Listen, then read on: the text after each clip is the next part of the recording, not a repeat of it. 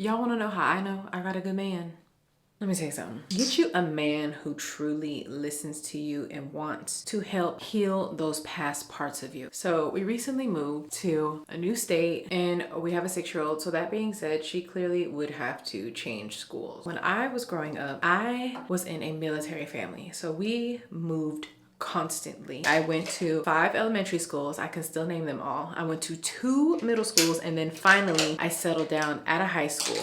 My gosh. So my husband knows all the stories about us moving and me always having to be the new student. I mean, I was constantly the new kid. I hated it. I hated getting bullied at new schools constantly. I think it wasn't until like middle school where I really started to find my rhythm, but even still, I just hated having to always move, lose friends, and just start anew every single year. So we moved to Texas, find a school that she's gonna be in, and I'm the one who's bringing her to school because my husband has to start his new job the same morning. So as I'm bringing Zara to school, like I'm starting to get feelings of nervousness just because I know how this goes. I can remember it from such a young age. I can remember it all the way to kindergarten. My daughter is so much more confident than I ever was at her age because of how much love we pour into her, but I'm still a mom and I still just get nervous for her, right? So I'm saying bye and I'm just making sure like she's comfortable, and prior to this I'm making sure she is just like understanding she's at a new school. It's a way bigger school. It's her first public school. She's always been in private, and just letting her know like if she needs anything, you just ask your teacher. Kids are being mean, like don't interact with them, you know, the whole spiel. So all day I'm anticipating picking her up and just hearing about her day, making sure everything was good. So I just waited and waited until it was time to go walk over there and pick her up from school. And so I see her and she's waiting there with her teacher, and then she comes and she's like running over to me and everything. And y'all, it made my heart so happy to see her just smiling and just like, mommy,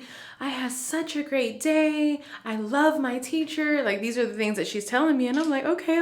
Like I'm loving this, right? So the anxiety finally starts to leave my body because I see that she clearly had a good day. And I was like, okay, it's not that bad. Like I'm just having a whole bunch of anxiety from stuff that I used to go through. So we get home and my husband is finally on his way home, and he calls because he knows she's out of school, and he calls me before he gets home and he's talking to her and he's like, I cannot wait to hear about your day, girlie. So excited to hear how her day went too. So then this man comes home, and I'll insert the video. He comes home and he has like a bouquet of just her favorite color, which is pink. He has a bouquet of flowers for her. She's clearly like so excited. She's like, oh my gosh, daddy, like thank you for the flowers. Like she just knew that they were for her. My husband, he sits down with her and he's just like asking about her day, and she's like telling us about the kids that got in trouble and how she was being good and how she loved the big playground. Just the whole interaction in the whole day honestly healed such a big part of me when I was growing up at her age. Him just knowing how hard it was on me, and he knew I was getting nervous and like anxiety over it, and then him to just, you know, bring her flowers and comfort her and just let her know that he's really interested in how she felt. Because when I was growing up,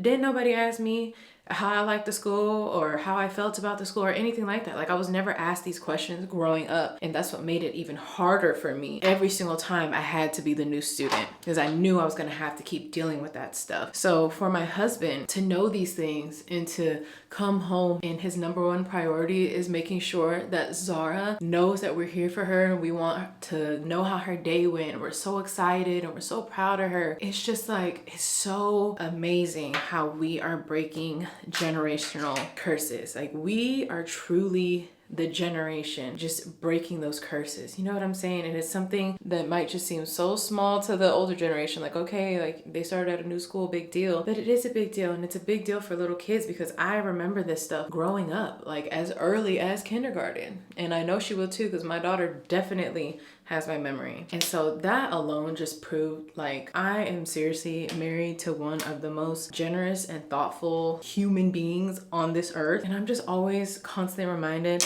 of how much God loves me because of the man that he blessed me with. For someone to constantly like strive to try and help heal certain parts of you, and he's always strived to just help heal those parts of me. And he did it again yesterday, and I was just like, wow, this is really my man. This is really my husband. Like he really be thinking about me. You know what I'm saying? He really thinks about his daughter, and he really just shows up for us all the time. And I absolutely adore that quality about him. And it's just those little things, those asking how are you doing, the showing that they were thinking about you by bringing home the flowers or whatever it is that you love. Like those little acts of like service, and that's one of my love languages, acts of service. Those little acts of service and just communicating, that goes such a long way in a marriage. And I'm just so happy that our daughter gets to experience all of this firsthand, because little does she know, she is setting some standards in that head of hers for whenever it comes time for her to be in a relationship. And I'm just so happy that her dad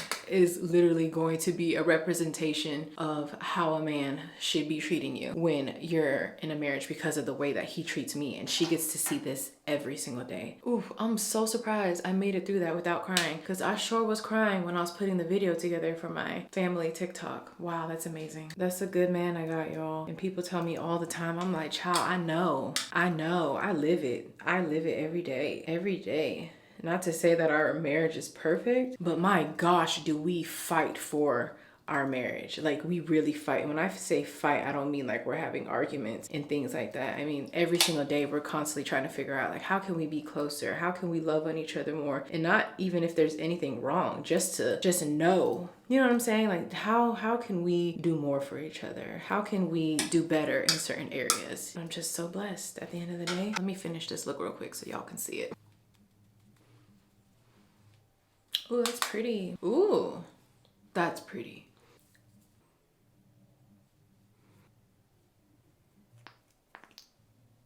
I have a natural lip liner, so I rarely ever have to put on actual lip liner. And I used to hate it, but it comes in handy. Whenever y'all ask me what my lip liner is, it's God-given. Clearly, I'm gonna do my hair. This is the face. Thanks for coming to my story time, and round of applause for all the good men out there. All right, bye.